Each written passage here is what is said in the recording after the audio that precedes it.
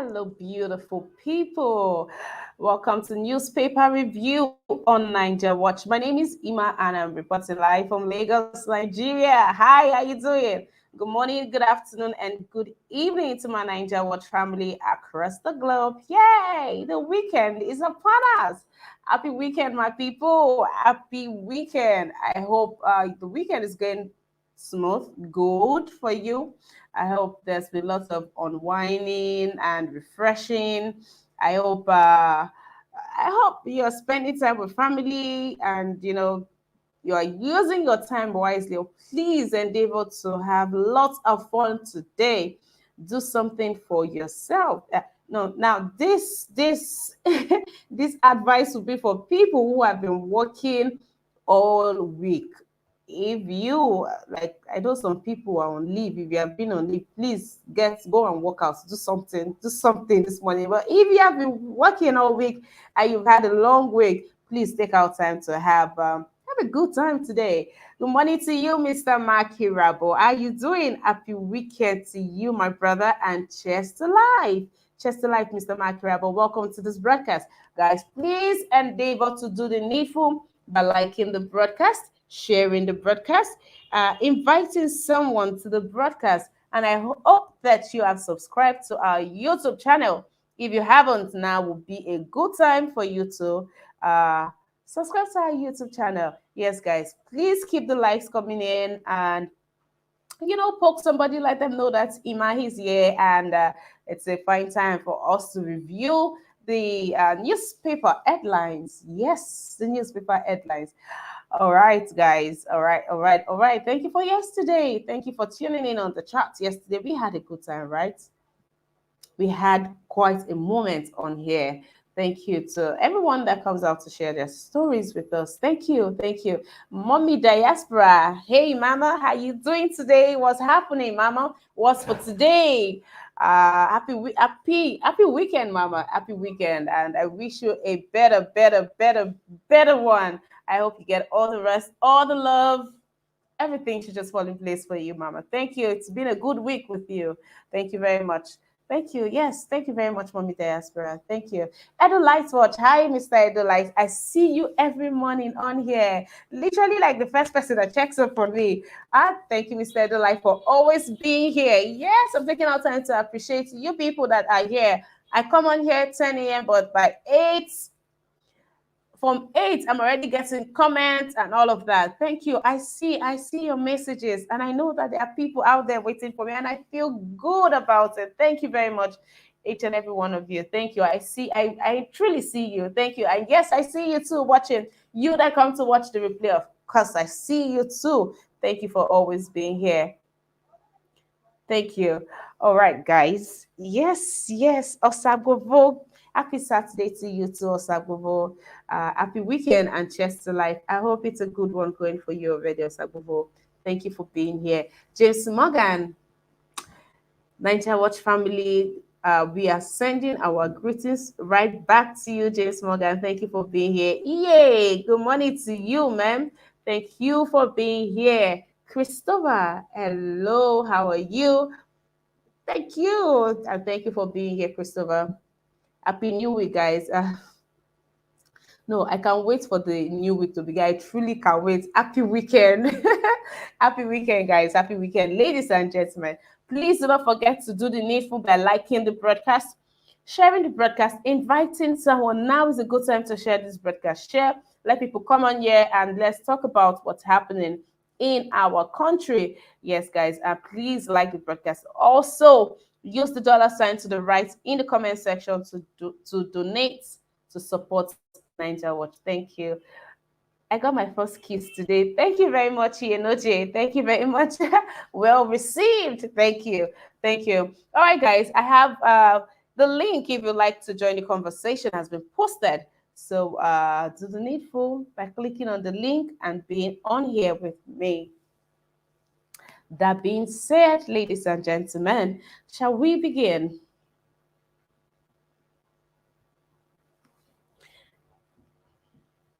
Our first paper is the Punch.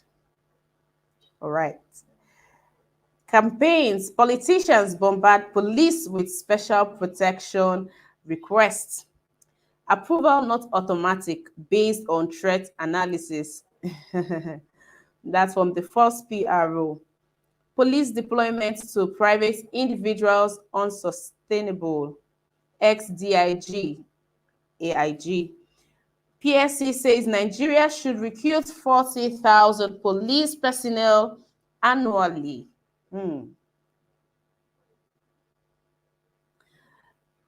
Extrajudicial killing allegations blight Army's peacekeeping operation in Cross River. Varsity suspend 461,745 students admission over uncensored strikes. That's almost 500,000 people whose education has been stalled. I don't know, the federal government, don't they know people have plans for their life? They don't know people make plans. This is 500,000 people that has been suspended or over incessant strikes. As so emergency Congress holds Monday. Why we can't increase civil servants' salaries, and that's from Buhari. IPOP promoters, Kanu backers behind Peter Obi, and this is from MIYETTI Allah's secretary. He says, I discussed facing Nigeria with ex-Anambra governor, says Femi Kuti. I discussed fixing Nigeria with ex-Anambra governor, says Femi Kuti. Knox as NBC revokes AIT Silverbird authors' licenses. Zamfara farmers begin negotiation with bandits today. Atiku not offended by Wike's outburst, and that's from Dino Malaye. Talks progressing on PDP crisis, says Fitiri Mimiko. And right there, addresses bodies tool of their trade. Retiring 243 soldiers must submit arms and others. Why is this being said? Is that not supposed to be a norm? Should we be worried that this is making it to the headlines? 243 soldiers must submit arms. Must submit arms. Don't they submit arms before? This is rather very disturbing. This is rather very disturbing if you ask me. Mr. Mark Irabo, thank you very much. Thank you very much. Thank you for an amazing week filled with donations. Thank you very much, Mr. Mark Irabo. God bless you. Thank you. Thank you very much, sir. All right, let's move on, guys. Which story should we take first? Okay, as political campaigns and the 2023 general elections draw near, in the face of festering insecurity in most parts of the country, the police have confirmed that there is a surge in requests for protection by politicians. Is it just politicians that need protection? This is what we are talking about with the greed of these our politicians. They are asking for more police security, for safety.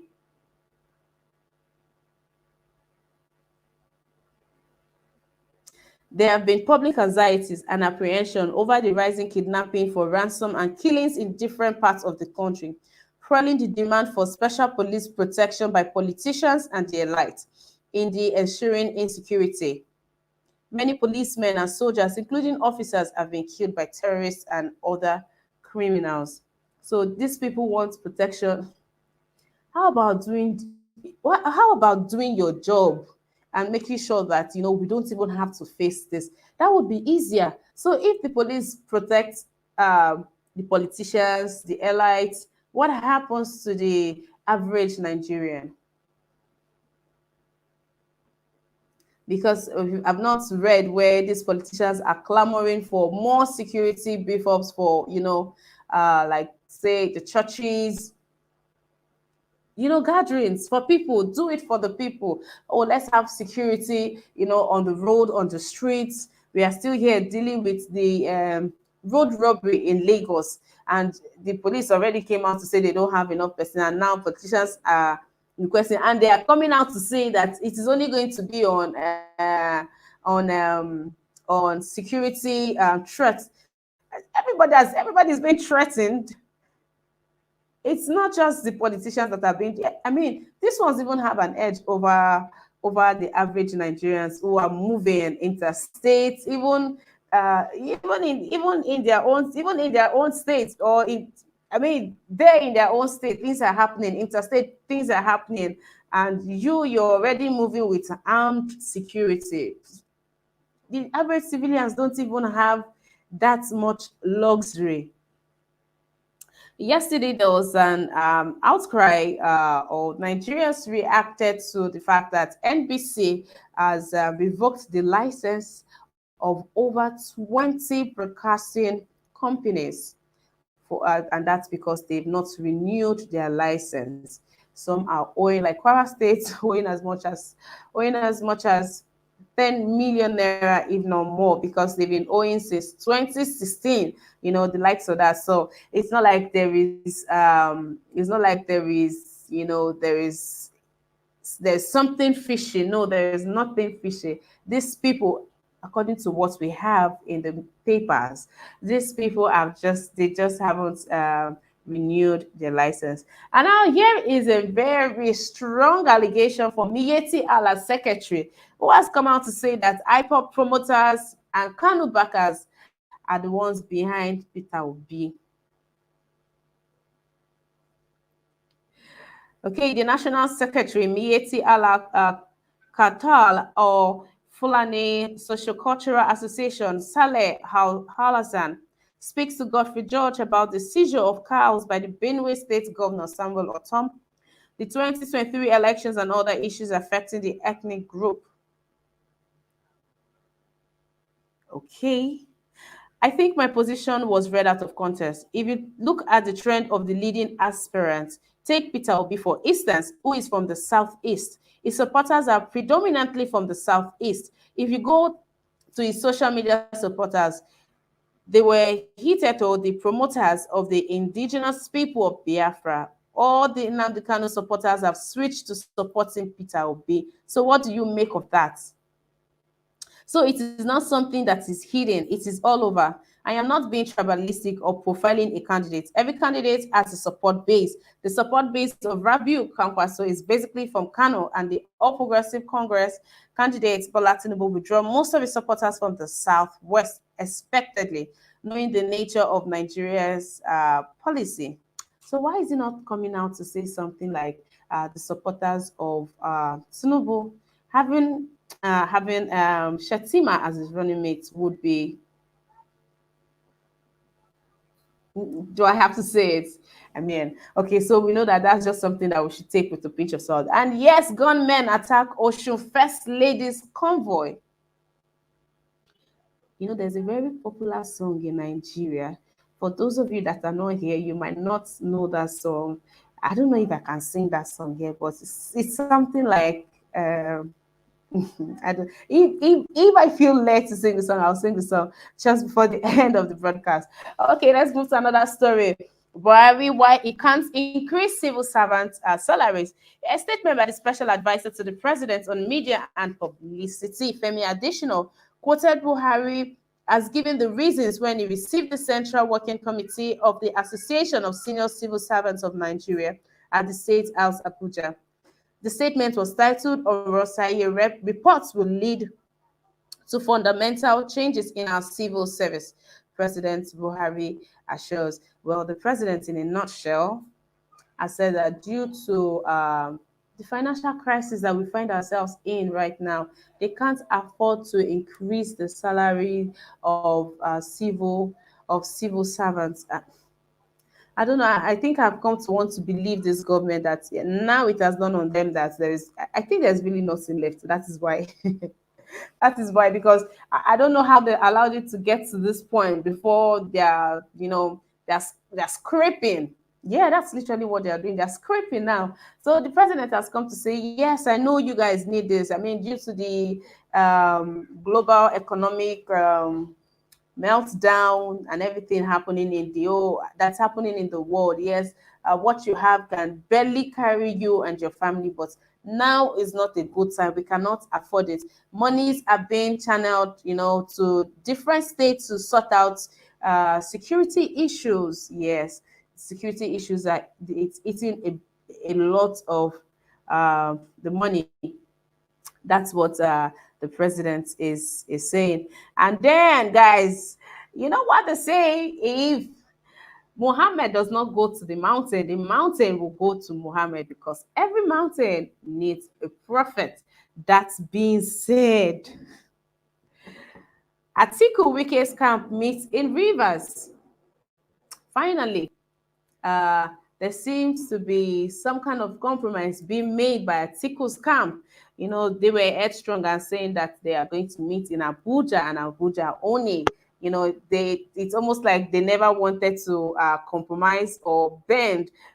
Wike was asking for the removal of Ayu. They're not doing that. Saying meeting has to hold in Port Harcourt, and you know they are not doing either of those. But hey, good thing members of the committee constituted by the People's Democratic Party presidential candidate Atiku Abubakar and the Rivers State Governor Yemso Wike have begun discussion with a view to ensuring reconciliation. Now, kudos to that. The committee members comprising representatives from Atiku and Wike's camp met on Friday at Government House, Port Harcourt.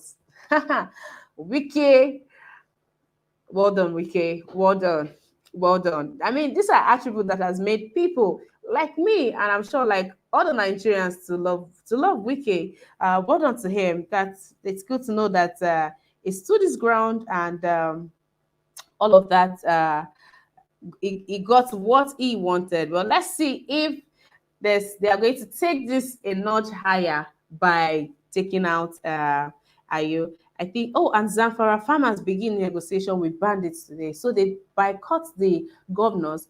The governor, well, it looks like they don't even know what the governor is doing. They don't know how the governor cannot take charge of the state. And the farmers have gone on ahead to move on with. I hope that mainstream media will carry this story and let's know how it goes, or what's their discussion, the outcome of their discussion.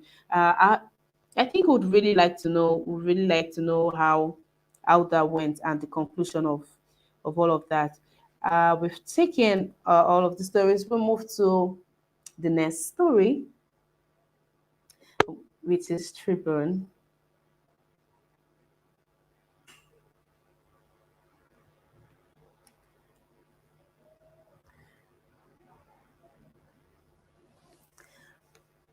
Please, just a minute, and we'll have it right here. Okay. Abuja Kaduna train attack. Terrorists hold 21-year-old Christian lady for marriage. And this revelation was made known by a negotiator.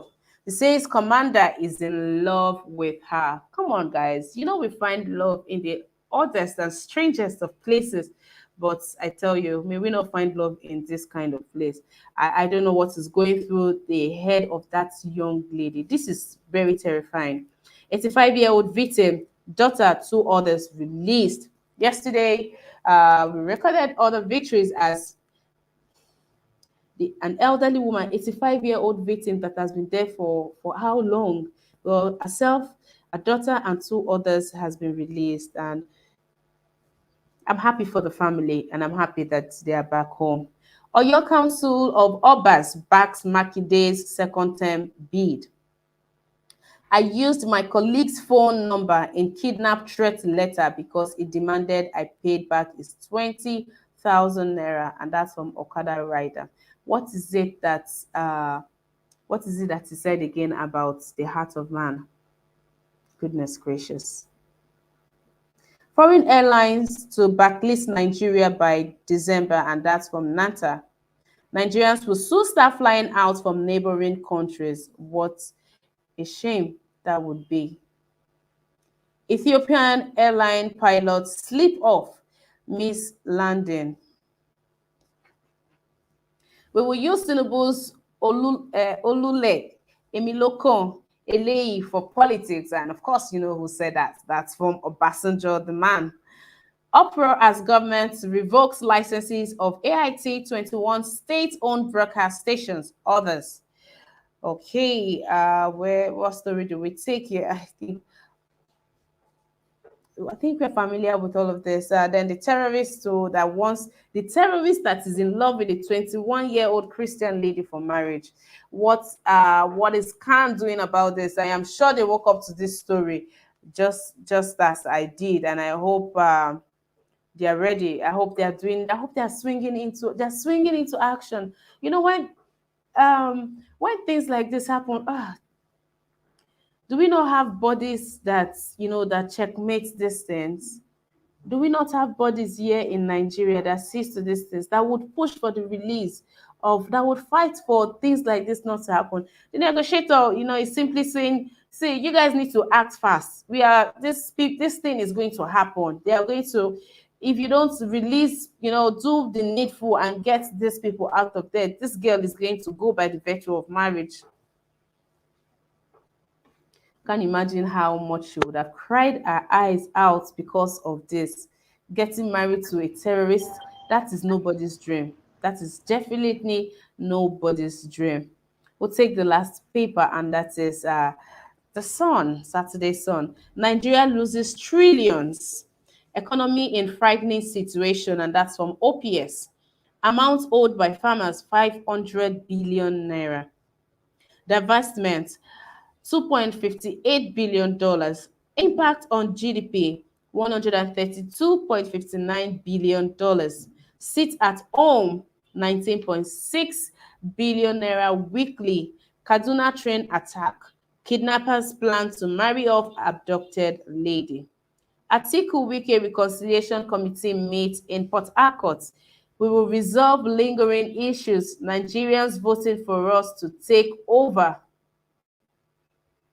Well, that's from Finitri and from Mimiko. Obi meets Soludo in Anambra. Woman, daughter, 6 others killed in Lagos church stampede. We took this story yesterday. Edictors, others kick as FG revokes licenses of AIT, Raypower, Silverbird, 49 other broadcast stations. All right, that's it about the news. Good morning to my panelists and welcome to the broadcast.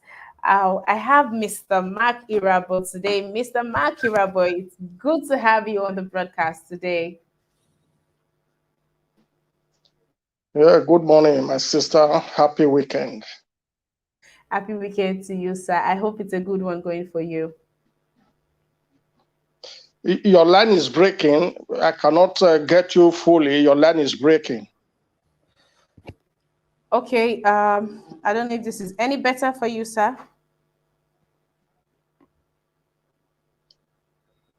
Is the problem from me or the problem from you? I don't know. I could hear her loud and clear. But, okay, so okay, Mr. Makirabo, can you hear me now?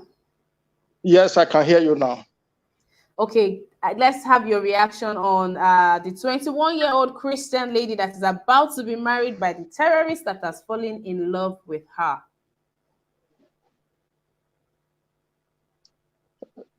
The line is breaking again. Okay, Mr. Juden, can somebody morning. Hello. Mr. Juden, can you hear me? Yeah, I can hear you. Okay, let me have your reaction on the. Let me have your reaction on the 21-year-old Christian lady that is about to be married up to a terrorist who has fallen in love with her. Well, it's just an unfortunate thing because I believe. Good morning, everybody. Sorry, and good morning, our listeners and my fellow panelists. Yeah, it's just unfortunate because I believe that marriage is on duress. It's not. I'm sure that woman, 21-year-old. By the way, that's even a young woman, a young lady that's supposed to be probably be in school at this time. I know she has been intimidated to succumb to this kind of arrangement. Otherwise, I'm sure if you have a choice, I'm sure she wouldn't choose a terrorist to get married to. But as it is, I believe she doesn't have a choice. It's unfortunate. It's unfortunate because It's like we don't have Christian leaders in Nigeria. Look at the Shaibu. What is her name? Is it Shaibu, the other young lady that was kidnapped along with the Chibok girls? Up till now, that lady is still, that young woman is still there.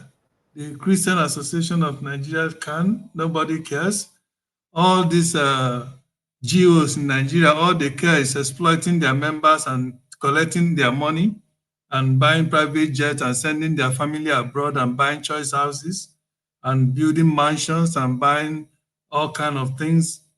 That's all they're interested. They're not interested on the welfare of their children, of their members. Otherwise, this news would have been enough now to prompt all the leaders, Christian leaders in Nigeria, to say no, enough is enough.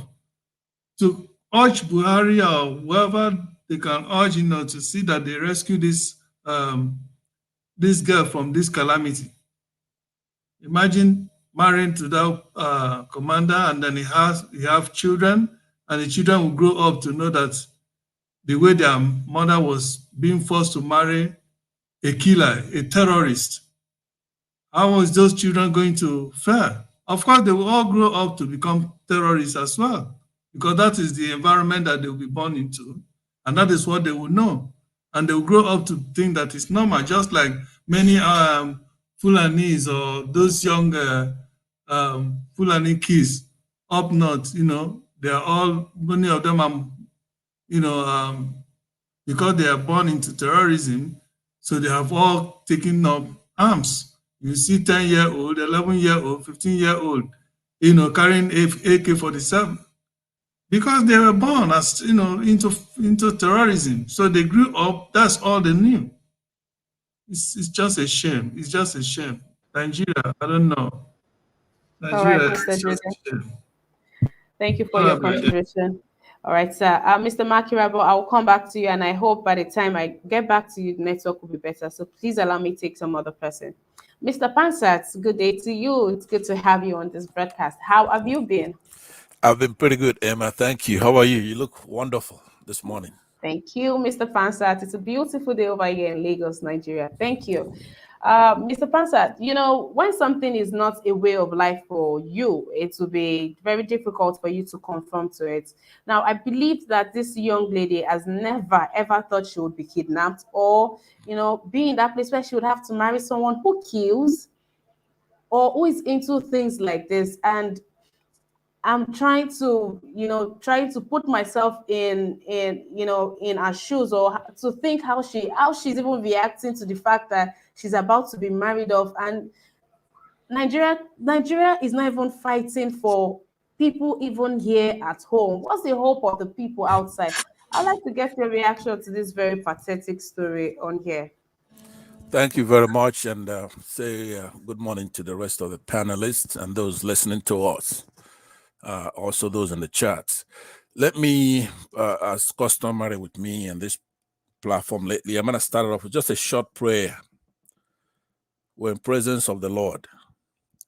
Dear God, we give thanks to you, our Lord and Savior, Jesus Christ, for another beautiful day on this Niger Watch Forum. As we conduct our day, you are forever in our hearts and thoughts. We ask for your love, guidance, and protection in everything we do. Please watch over those who mean the most to us, including the lady I'm going to speak about in a minute. Please guide our decisions with your love in our hearts. We love you and give you thanks for this day, because this day, as every day, is your gift to us. Amen. Amen. Thank you for that, Mr. Pansat. Please take it away. Yes. Now, that's rabble, riffraff, this refuse, garbage, a vermin, kidnapping people and trying to quote unquote marry off a young lady. It's perverted. It's depraved. We shouldn't use the word love, marriage, because that's not what it is. We know what love is and we know what marriage is. This is abnormal, a deviant, a degenerate, immoral, warped twisted, corrupt minds. These fundamentalist, wicked Muslims, base and evil people. They go and they kidnap young students and young people of our citizens, normal people. And they want to use the word love. Anybody who is buying into that and using that word, marriage and love, ought to be ashamed of themselves. That's not what it is. So, like somebody said earlier, the Christians being weak, they have to look at history. There's nothing new under the sun. Muslims have tried what they're doing in their country in many other places. And there's only one language that they understand, and that's crusade. Now, I'm not advocating violence, but enough is enough. We can have, now they could do anything else, like to me, myself. But when they go out there and pick up a young lady like that and they're disrespecting us, it's about time we did something about this. We have to stop this. This is not love. This is not marriage. Far from it. It's actually the opposite of love and marriage. So I know there's a lot of people, and this is actually not a forum to do this, but our leaders, those in the churches, those in government, those who are in diaspora, those who are in the United Nations, you can't let this keep festering on. Our country has really suffered. I don't know what it is that we did as Nigerians and Africans as a whole, but we have to stop this kind of evil in the land. I mean, look at this young lady. They've been kidnapped for many months now. So please, there is no cool. I can't be cool under this kind of thing. We have to resolve these issues. So you go to somebody else, but I'm very, very upset. I'm very, very upset about this. Thank you very much. All right, thank you, Mr. Pansat. Mr. Kennedy, you know it's good to have you on this broadcast. Thank you for being here.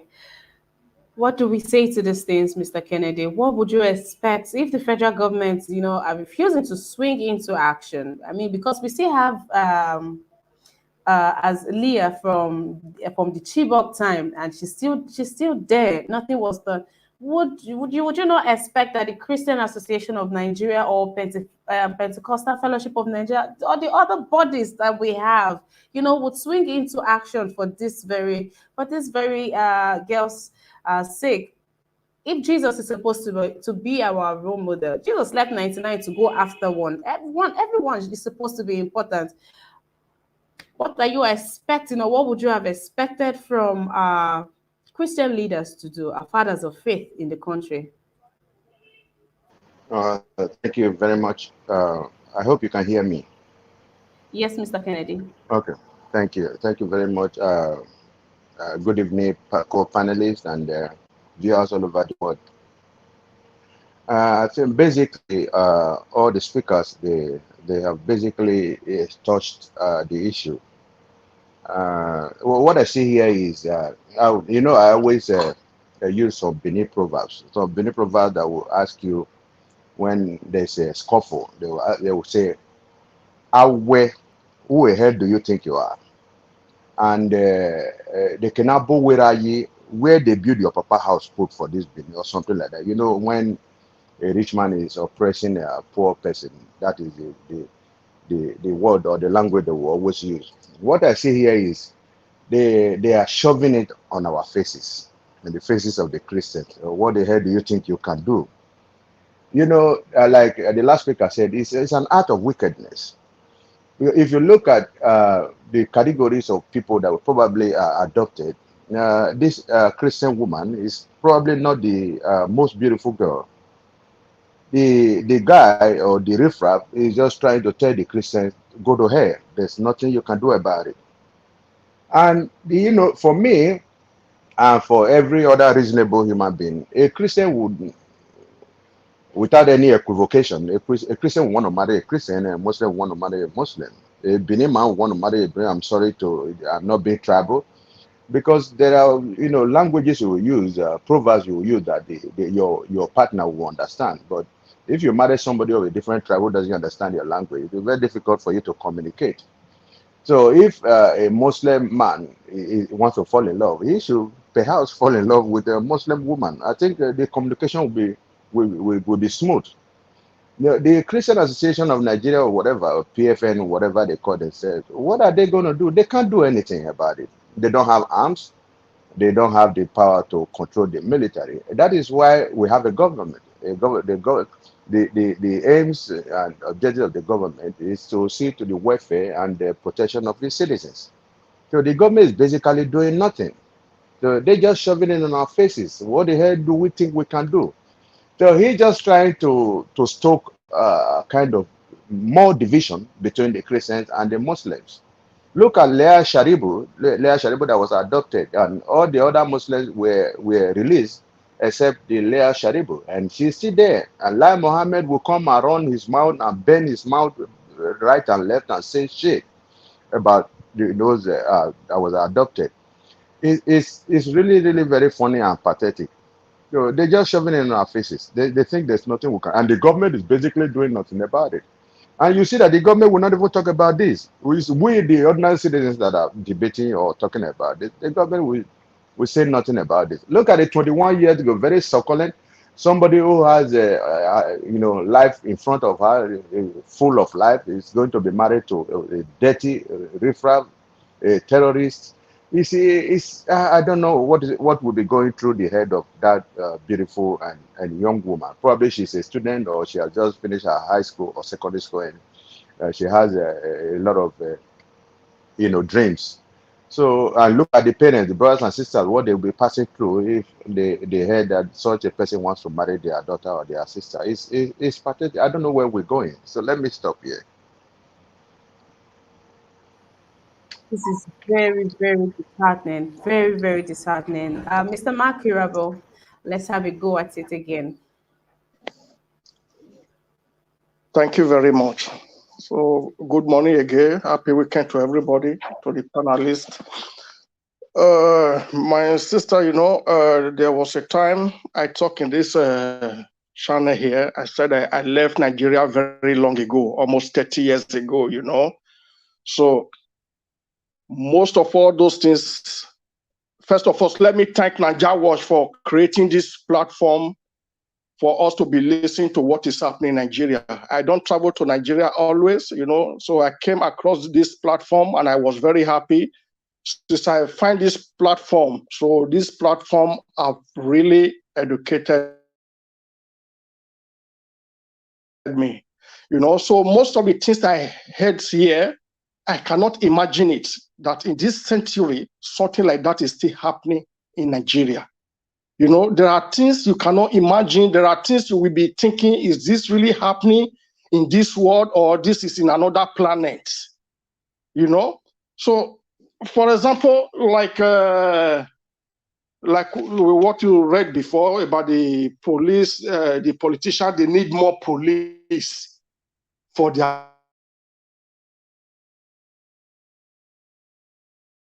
I will say, so I'm living here now. I'm a boss. Mr. Makirabo, I'm sorry, I have to move on to someone else. Your network is quite static. Please fix that and try in again, please. I'd like to hear your submission, so please fix that and try in again. Thank you. Mr. Collins, good day to you, Mr. Collins. Good to have you here. Happy weekend. Happy weekend, my lovely sister Emma. How are you and how is your family doing?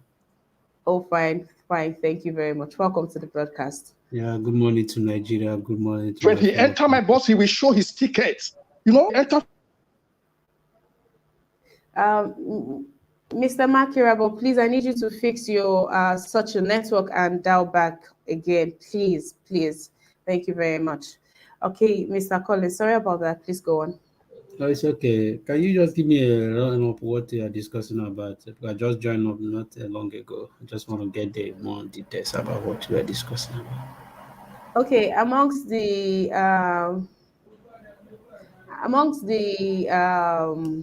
Abuja Kaduna abducted victims, a 21-year-old girl, as you know, she has been singled out for marriage to a terrorist that that has fallen in love with her. So the negotiator has come out to say, let federal government do quick and see to it that the marriage does not happen. I mean, for that not to happen, it means they have to do the needful by paying ransom or whatever it is that they've asked the federal government for to give it to them. Else, this marriage is going to happen. And now we are catching reactions, and if this girl will be allowed the same way Leah Shebu was left with these people, or if the Christian associations of Nigeria would swing into action and push the government, to make sure that this is not like the other one, the Chibok incident, to see that this girl is released. So yes, that's the story for today. Okay. You know what baffles me when it comes to whenever we discuss the issues in Nigeria, we always see it as is a new thing. It's not a new thing, it's something that be happening there. And when something happens first, there is no action. It happens second, no action. So how do you expect when it happens third, there will be action? You remember the story of the Chibok girl? So nobody took any action. The government took any action on that. Till today, people are still talking about that story, and nobody was held accountable for it. So you saw what happened to the girl that was born in Sokoto? There is no action. Even till today, we can't even find the people that did that. So how are you expecting that there will be action on this? It's time for people to wake up from this kind of idea that there will be an action. I don't think there will be an action because it's not a new thing. So many things that have been happening that people are not even speaking about. Today, I was just listening to a news that in the northern side they destroyed an alcohol of people. That is people business, millions of naira, and some people are still collecting VAT from that the same thing that they destroy, and nobody's been talking about it. The same people who are destroying these people's business are the same people who are collecting VAT on it, and nobody's even talking about it. You know, nobody is talking about it. Now there are so many things in Nigeria that is happening that people don't even speak about it. And when you see whenever we discuss about it, we make it as if maybe at the end of the day, it's like a new thing. It's no longer a new thing. That is why we are crying for a new government. That is why we are crying for a better Nigeria. That's why we are crying for a government that will function for its own people, not a government that will function for so-called individual or for their own selfish interests. Now they say they have a gold in Zamfara. Now the gold in Zamfara, is it not made for Nigeria? It's only for Zamfara. Why is the oil in the south side is made for Nigeria? So so many things happen that people don't even wake up for me. For me, the reason I said the first time I joined this station, I said the reason I joined this station, when I look at I keep hearing everything that Nigeria was is talking about. I joined it because I saw what they are talking about, the reason and everything they keep talking about. And I find out, okay, this is the way forward. Then when I look at all the P2B and all these their movement, I said, okay, this is the way forward. Because for me, the reason I keep pushing these ideas on New Nigeria is okay. It's not that I too much believe in it that it's going to give me whatever I want. But for me to get to my destination, I have to start from somewhere. So somewhere, where can I start somewhere? So make at least let get Nigeria working. So when Nigeria is working, it will be easy for me to table my idea and say, Nigeria, this is how I want to live. This is what I want to do. So I can be able to dialogue with good people that have knowledge. But if it's this present Nigeria now, I can't throw down my idea. I can't even share my light, what I have in mind. So they don't even want to listen to me. So the story of that girl, I just, as you are just saying it here, I feel ashamed discussing about it because in a country that is not even functioning, they keep kidnapping people. Not only that girl they kidnapped, there are people who still hold arms on there and nobody even talking about it and their family even crying for it. So a lot of things have happened. It's not a new thing, but all I'm just praying that even the Christian Association, that girl that was born in Kano, I think that alone should, in any country, that alone will spark a lot of things. But for me and you, still now, nothing have done about that case shows you the country we are living into. So if anybody telling you that something new is going to change, I think Nigeria should wake up from it and people should wake up from it. It's not nothing new. All right. All right, Mr. Collins, thank you for that. Thank you. Guys, this is a special appeal for you guys. Please like the broadcast, share, invite somebody right about now. Let's begin by liking the broadcast. Please, thank you very much.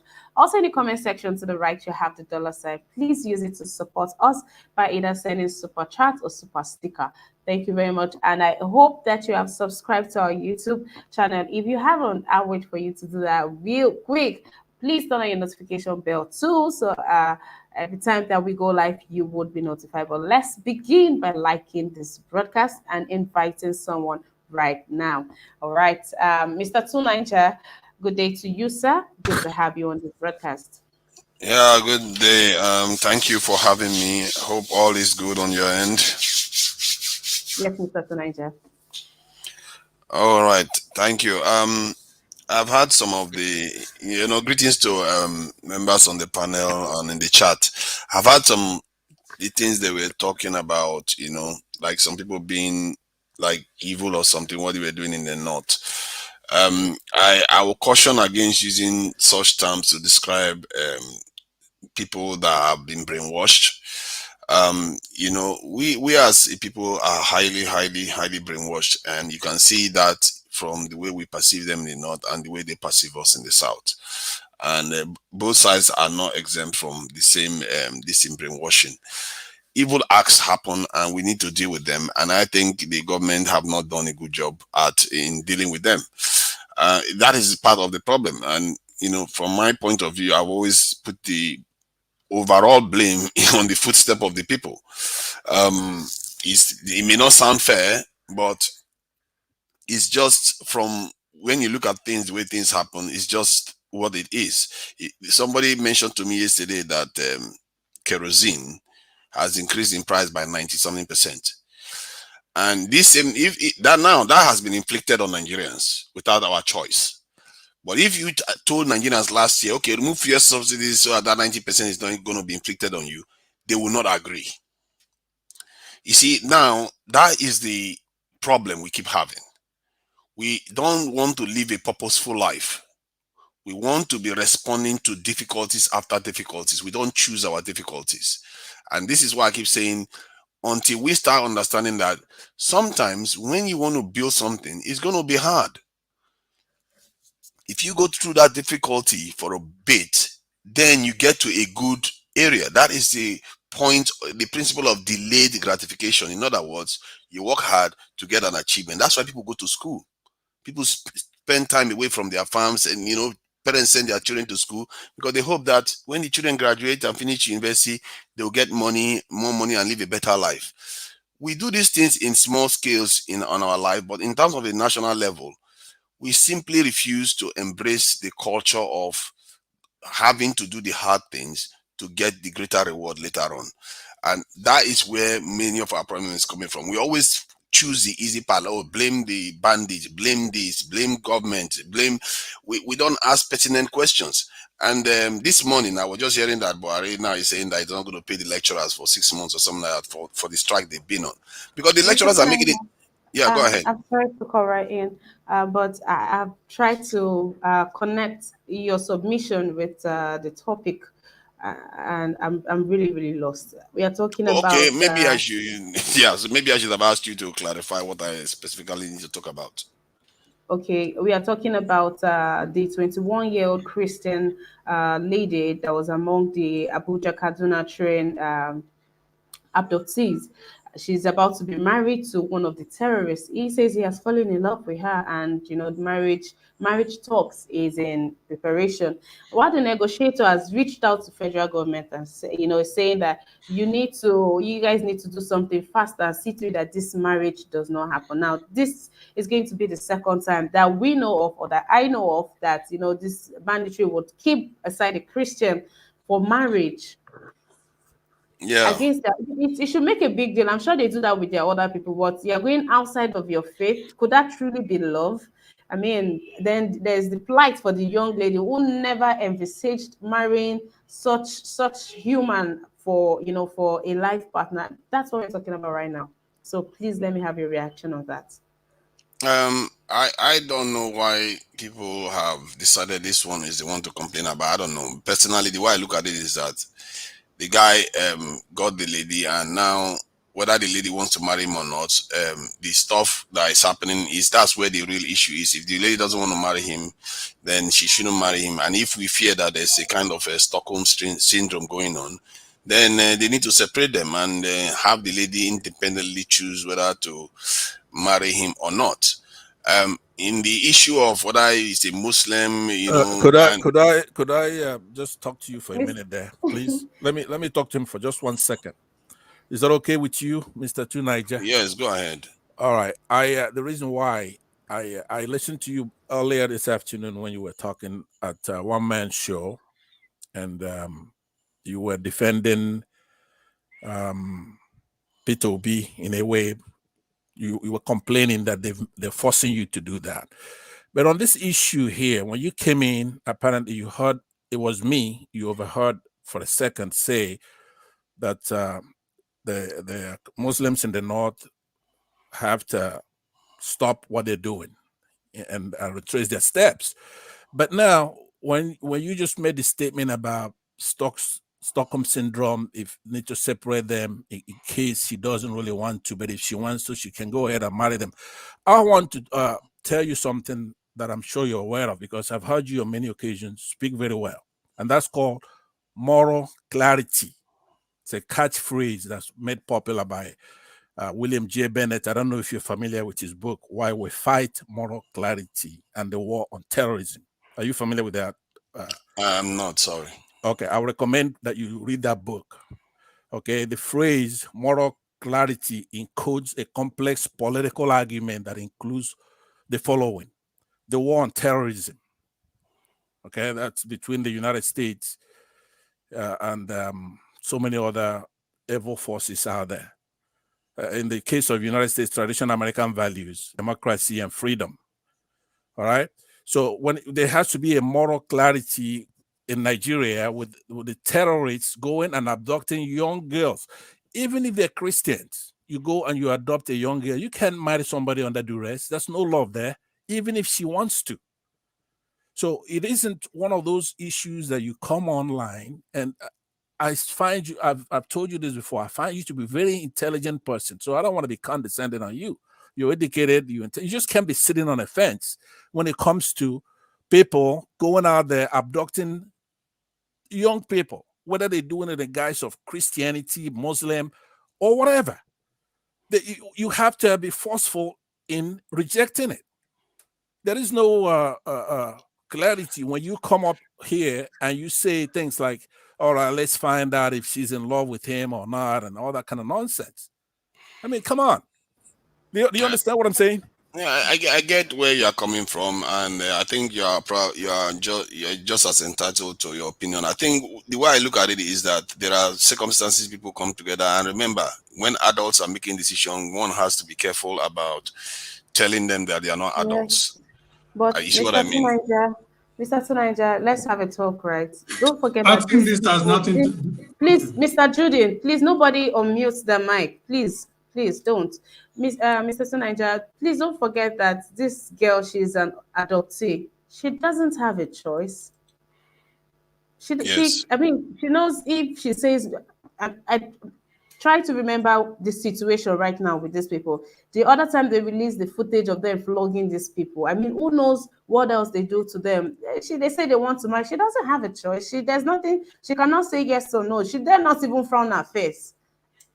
Yeah. So you have to consider that. So it's not a function of it being consensual or not. Of course, it can never be consensual. It can never. I think that is probably why I said they should separate them, because then you can Who is going to ascertain whether separate it's them? consensual. The federal government, or the bandits? The federal government, why would you rely on the lawbreakers to this thing? No, nobody would do that. I don't think you understand the topic I at all. wanted To to be be fair sure. to you, I'm sorry. I'll say this, and maybe I won't talk again. I'm saying I know T Niger. I don't think he would even stoop that low. You don't understand the topic, all right? Because if we're gonna separate the girl from the terrorists, what else would then rescue her, right, and bring her home and That's the point. That's what I mean. kill the Yes, terrorists that's it. and kill the All right. terrorists, right? We'll separate them, but we'll kill the terrorists, not give them a chance to choose. So I don't think you understand what we're talking about. That is a Miss Lois John, who has been kidnapped by terrorists from the train months ago, and then the terrorist is claiming that he's in love and he wants to marry this girl, and it's just bizarre.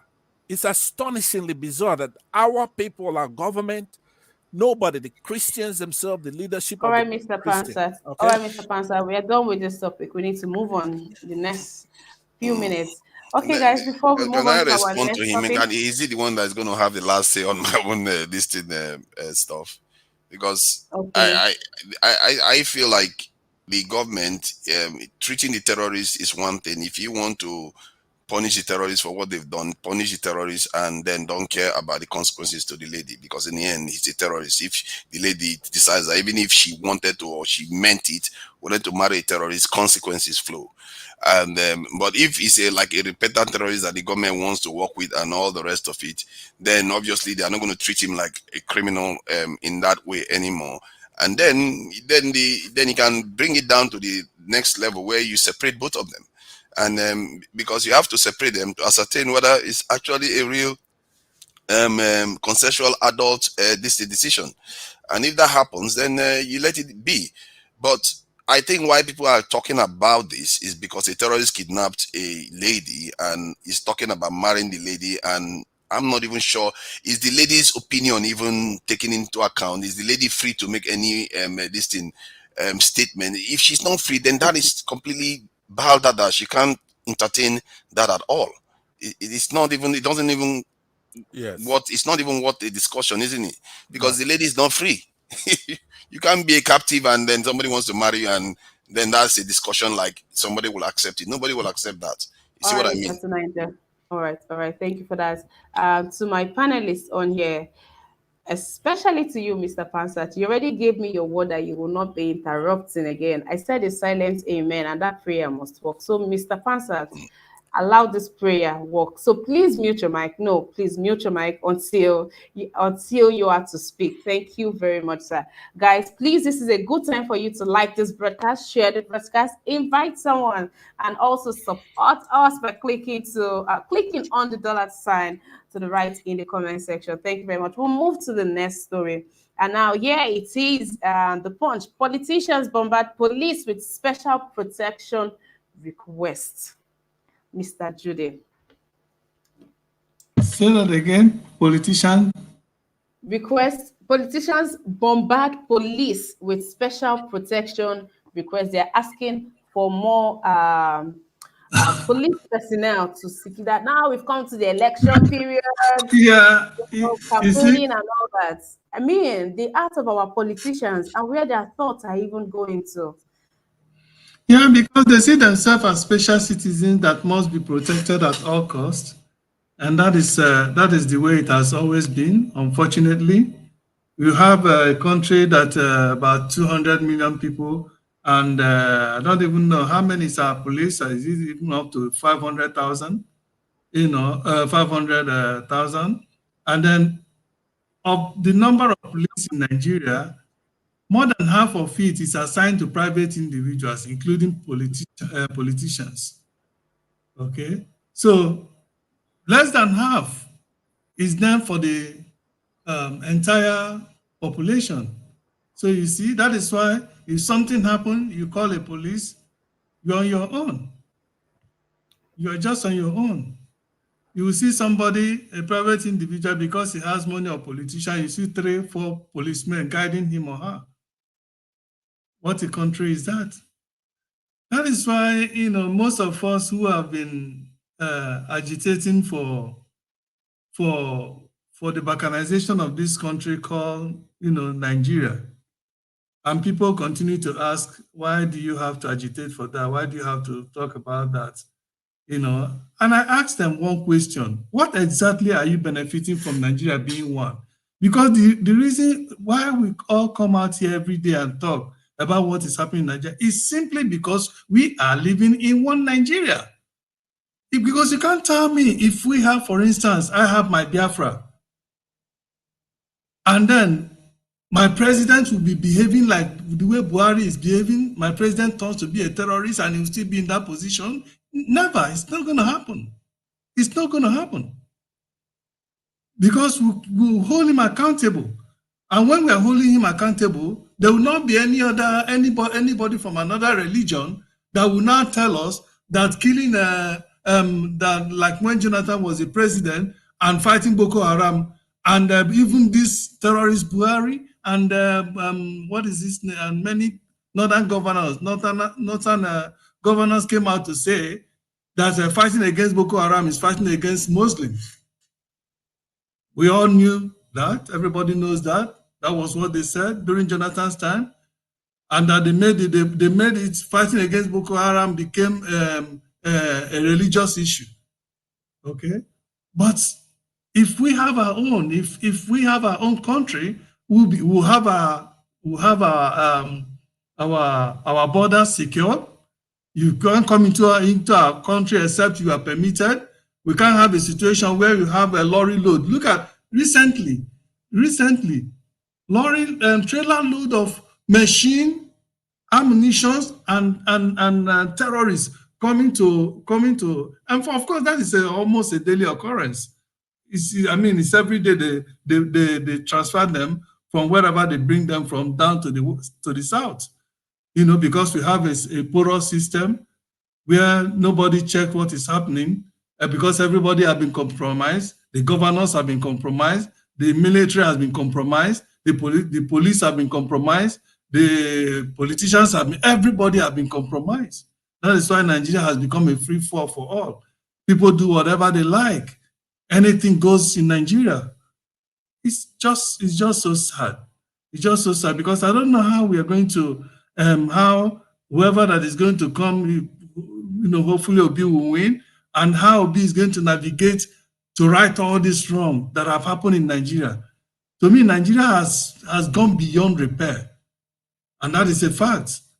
We are just deceiving ourselves, except those who continue to delude themselves and believe that anything good will still come out of Nigeria. Nigeria is totally beyond repair because the things that happen every day and everybody look aside, look away.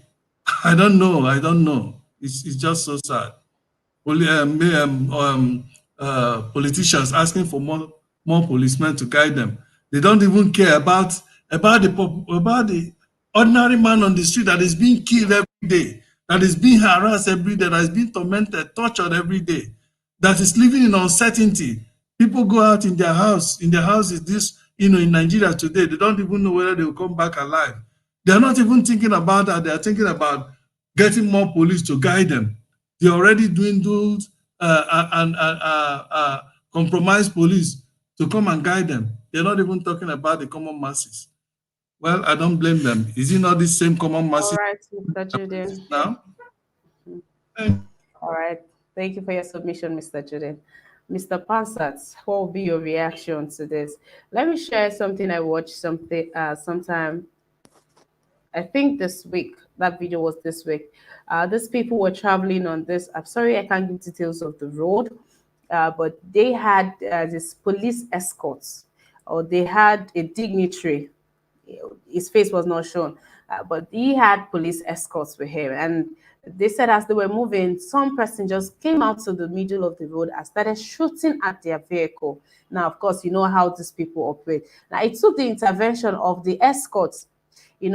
Of course, they repelled. There was gunfire, and that was what chased those people. They obviously didn't know that they had such they had police presence or arms, or anybody that would, engage them in a gun draw. So when they saw that, that these ones are ready, they left.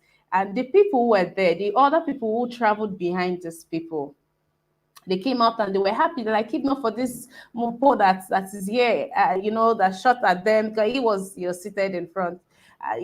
That's what would have been the fate of those travelers that day. Of course, they would have been kidnapped. Maybe not all, but some of them would have been kidnapped. Now, these people already work with armed policemen. They have their security, but they are clamoring for more. Meanwhile, we have road robbery that is happening, and the police are not employing more people on the road, especially those, the bridge, the express roads. They are not having people there. But this, I mean, how does this even? I just let me just get your reaction. I understood what you were saying exactly, and we deserve what we get. Okay, I think it was in December 2018, that Miss Aisha Buhari, the wife of the president, said, "Where are the men of Nigeria?" Right? He was asking that question in context that the husband's government has been hijacked. Nigeria does not have enough police officers, true, to police the entire country. That is true. That's a separate issue from, do we have enough police to take care of the terrorism? Yes, we do have enough police officers, because we have an emergency, a special situation where a bunch of riffraffs running around in sandals and AK-47 are menacing the country. If they give orders to have the police converge in those few states where this is a menace, and probably deputize the military to back them up in special operation to disarm them. These are kids. They're not 10 foot tall. When I see them caught, they're just nothing. They're a bunch of riffraffs, kids. The order, there's no will to do that. They actually have government protection to last this long. So if those who are doing that in the north, and let me say that again, because that's where this is coming from. If they think they're scaring anybody, you're not scaring anybody, because with just mere intelligence and will, we can handle those people. All right. So we have enough police officers to take care of that situation. If you order police officers from all other peaceful states, at least half of them, 50%, go to the north. All right. Train, 2 weeks training, give an order that everybody should be disarmed. We don't have a right like they have in the United States of Second Amendment. You're not supposed to carry any weapons in Nigeria as a citizen. We should have that right, but we don't have it. So if they are ordered to disarm and they don't disarm, we have enough valiant police officers to go over there and disarm them and take back those cities from and states from those people. Especially when you have the military, we're not being invaded by foreign place. If the military are trained to be, what do they call it? Officers, they're deputized to work with the civilian counterparts and go over there. And it will be 48 hours, they'll be disarmed, all of them, including the ones in the Sambisa forest.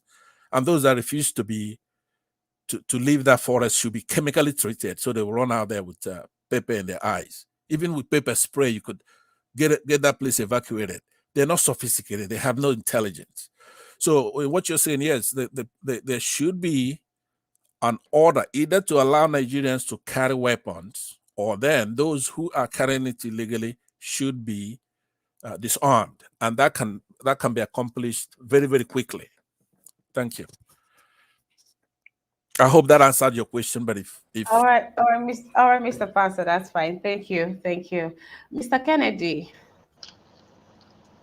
do you Yes, think madam. this is such greed and self-centeredness from our politicians seeking more police brief up for their own self? No, madam, I don't think it's great. I think what I understand here is not that the police, the individual politician is asking for more police protection. What I understand from this issue is that more politicians are now asking for police protection. When more politicians are asking for more police protection, the number of police that will be deployed to protect the politicians will probably increase. I think that is where this apprehension is coming from. And they have right to ask for more police protection because they have the money. Nobody will stop any politician from asking the police department for police protection. The onus now lies on the government to recruit more policemen to be able to protect the entire citizenry. So the government is failing in its duties to employ more police officers. I think that is where the problem is. Any human being wants to be protected. Even those of us that are civilians want police protection too. If we are having occasions or if we are traveling from one section of the country to the other, we need police protection. So it's not left for the government to carry out the critical analysis on or critical appraisal on what is going on. Okay, if such a number of people are asking for police protection, how many more policemen do we need? Then why is the police department, why is the police commission, whatever, why are they there? Why is the government there? Why is the minister for police affairs? What are they doing? You know, whether we debate it from here to eternity, every individual that is well-to-do, that is probably rich, financially buoyant, will want the police protection for him or herself or her family. So it's not left for the government to either recruit more police or put embargo on police protection of ordinary citizens, or I mean individuals. There was a time when one former IG of police said all the police protecting individual citizens should be removed, should be redeployed back to their various stations, and it worked. I think that would be the best way. The government has to say no more police protection, but before they say that, they have to make sure the protection of citizens is achieved. Because if you don't put police on the street to protect the citizens, and you are saying policemen protecting individual citizens should be removed, that would be deplorable. That would be a very, very apprehensive situation. So what I say there is that the problem is on the government. They should recruit more police to protect us. That's all. Thank you. All right, Mr. Kennedy. I wanted to take you up on that, but for the sake of time, I think we should move on. Please take me up. Because they will not be deploying or recruiting policemen now. With everything happening now, I don't think they should be giving anybody much more police protection. We need all the policemen that we can on our streets, on the road, on the express road. If these people are there, where will they? And I mean, will a policeman rather be on the highway, on the street, than be with a politician? Of course, they'd rather be with the politician. So if they are given that option, if the police are supposed to do that and they are being paid, it's not going to favor the ordinary Nigerian. So Yes, that's yes, why I think that is greed, or that is yes. self-centered. You are thinking of just your own self and not, how to do your job. Do your job and see to it that, we don't even need all this plenty and asking for more security before. Yes, yes. Everybody wants to be protected. The government should employ more hands, more manpower. That is just it. And if the country is not corrupt, you see, when policemen are deployed to protect individuals, there is an amount of money you are supposed to pay to the police department. Where is the money going to? I think there was one politician from the north, I think from Kano State, that challenged the transmission IG. It challenged him on this issue that the money that is being paid to the police department from protecting individuals is a huge amount. I think he mentioned about billions, and that the money just go to maybe the IG or whatever. And today he's not in politics. He was probably kicked out. He was voted out. So if the country is not corrupt, if this money that is being paid is channeled towards recruiting more policemen, we will not be having problem. It's just everything just boils down to corruption. Thank you. All right, Mr. Kennedy, thank you for that. Mr. Collins. Yeah, hello.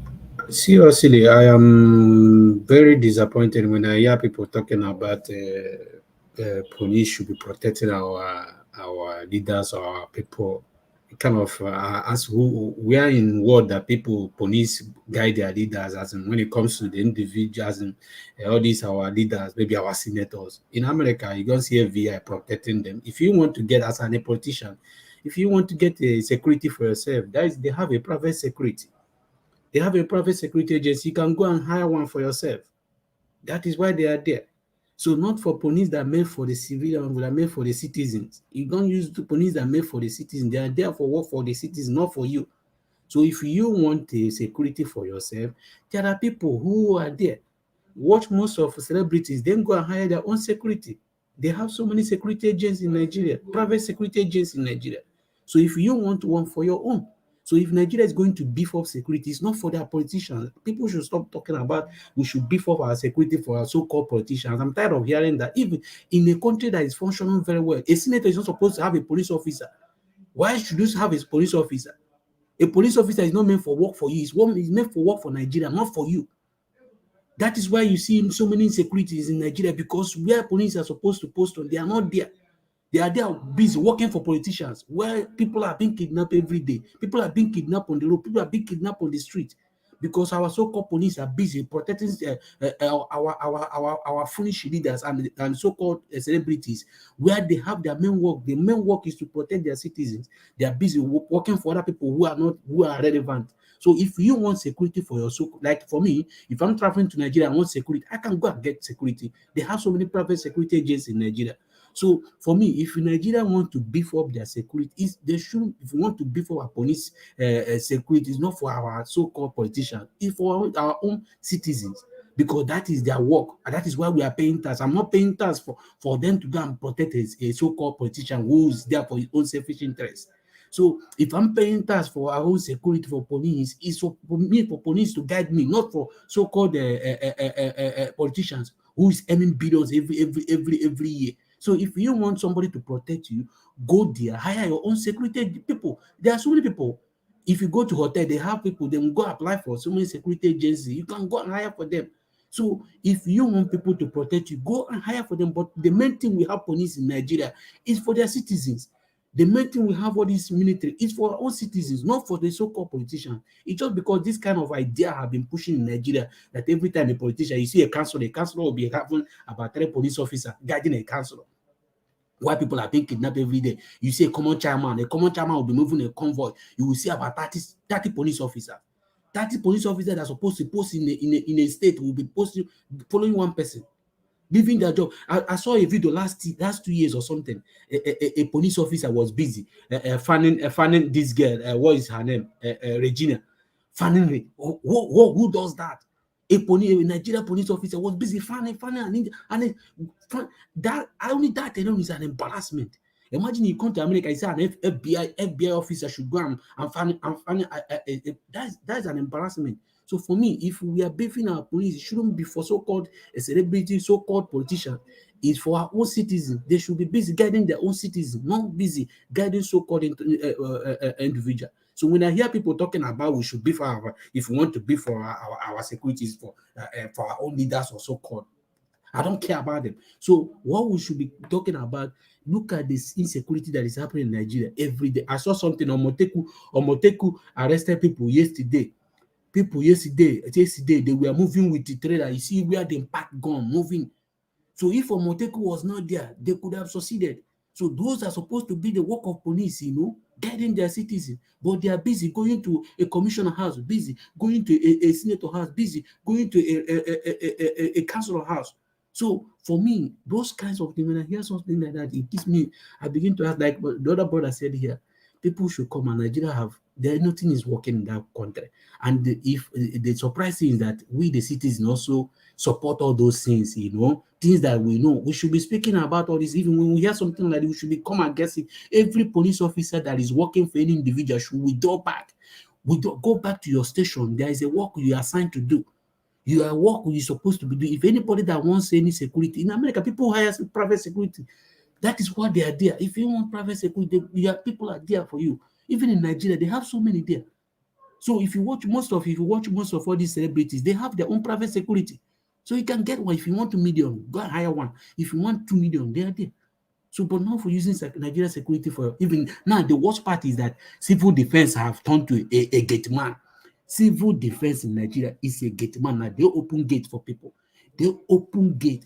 Forget that. Even in no due time, they will start using road safety for their own security. It kind of everything becomes embarrassment in Nigeria. So I hate when people keep talking about we should beef up our security because of so-called politicians. I hate it seriously. Thank you. All right, Mr. Collins, thank you for that. I'll take this comment from Justin Manuel. Hi, Justin Manuel, how you doing? Justin says there are VIPs that should have police as escorts, which is backed by law. but that of wealthy individuals should be withdrawn with immediate effect. They can hire private security for their protection. You know, you see some things and you wonder, the people in charge, do they know this? Have they ever thought of this? Do they have people around them that think, to this to this point? Really, give us back our policemen. They need to start doing their job. They have a lot to do. Mr. Tunanja, what would be your reaction to this? Um, this is regarding requests of officials for security. I think the speaker before the last one spoke quite well. It's just obvious, isn't it? You want to leave your officials unprotected. Just because the nation is not protected doesn't mean two wrongs can make a right. Just like I advocate that national security is extremely important and our people don't take it very seriously, including the politicians that are requesting security now, which is the irony of the situation, isn't it? They want security for themselves, but they don't want to secure the nation. This kind of funny, paradoxical attitude that we tend to have is really, from my point of view, is maddening. Because I don't understand what is contradictory. And somebody that is here is saying that our officials should go and hire private security. Private security, whose loyalty are they for? Are they there to secure you or secure their owner's interests? That owner has influence over the lives of your politicians, and we are not thinking, come on, man, people. Anybody that controls your life controls you. We have to have a clear head for threat assessment here. We politicians require this thing protection. They should get that protection, because if you end up in office, you don't want to die. If you look at many of our leaders, they've died in office. 5 of our leaders, some of them assassinated, and many African leaders, the ones that are promising, they die in office because they didn't do their due diligence to keep themselves alive. You can have the best dream in the world, like Peter Obi now.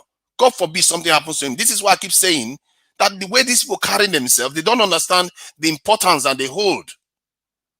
You have to be able to keep yourself alive before you can deliver any dream for the people. There are a lot of people waiting, hoping that he succeeds.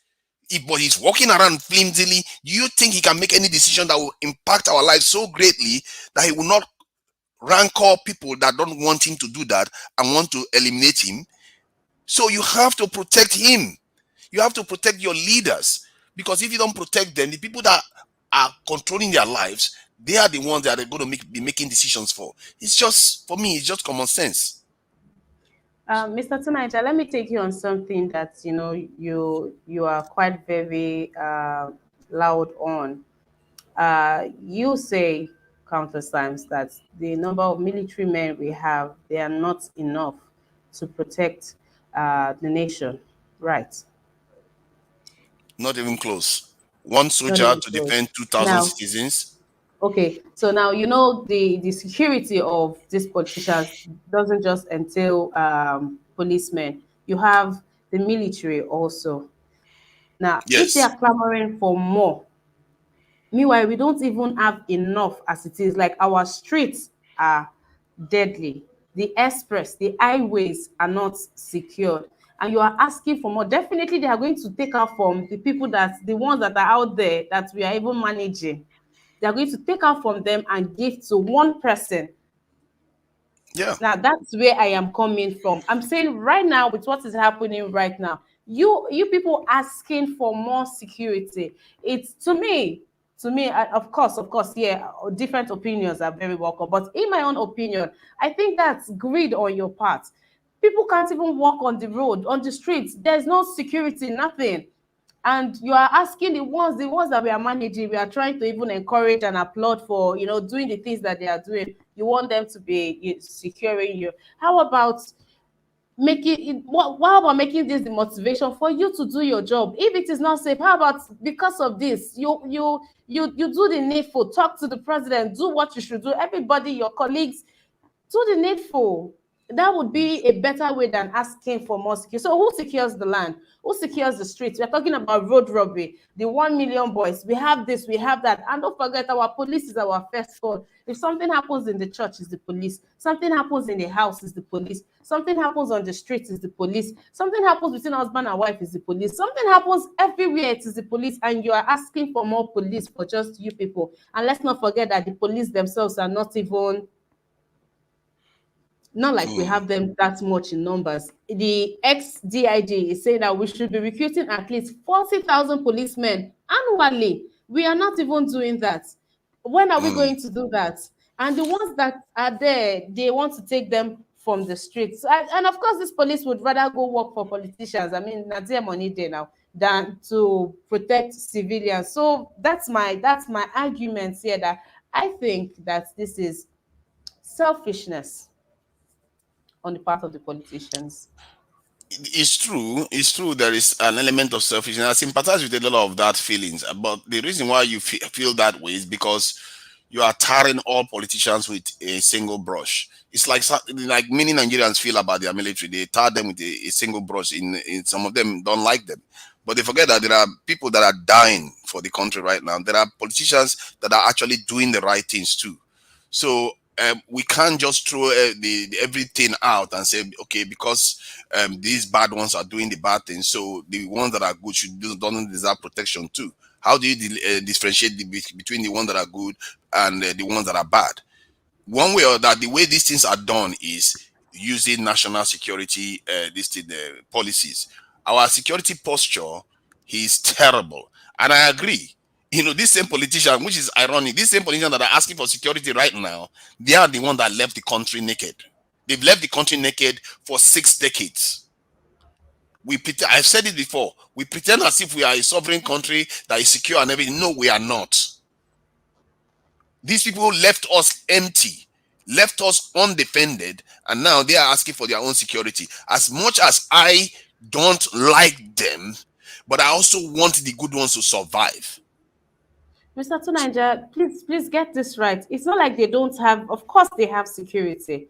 The question here is, they want more. They are requesting for more. The report says they are bombarding the police they are bombarding the police, requesting for more.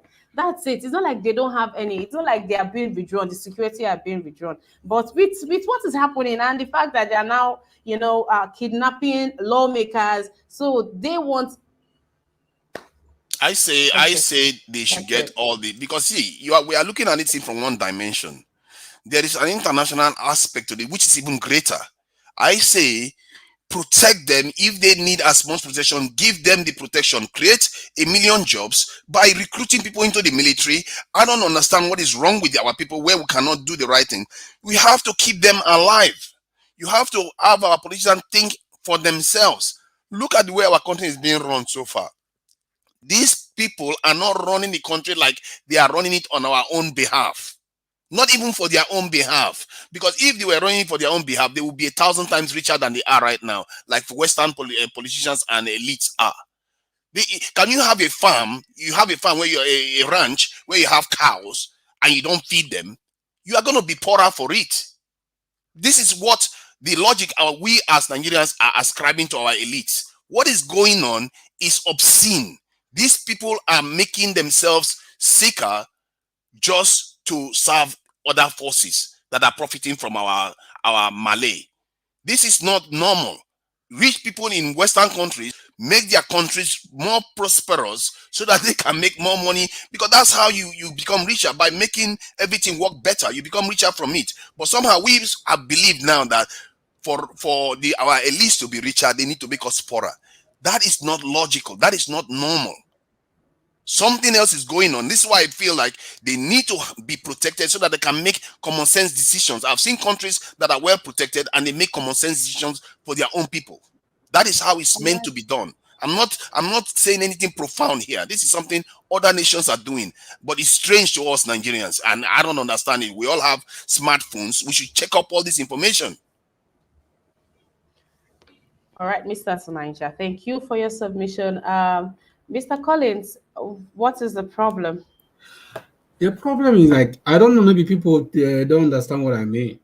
When people to Nigeria talk about the security, we should protect our leaders. I just want at least he is not living in Nigeria. Can you tell me any congressman or any senator being protected by their own security or their own security force? The Okay. only time they requested a security Sorry, force, sorry, Mr. Collins. when Sorry, something is Mr. happening to Collins. them, then they can be I able to thought. send. But they have their own private securities. They move around. All right, Mr. Collins, thank you for listening to me. Please, before you go on, I thought there was a problem somewhere. You wanted to sort that out before you give your submission, right?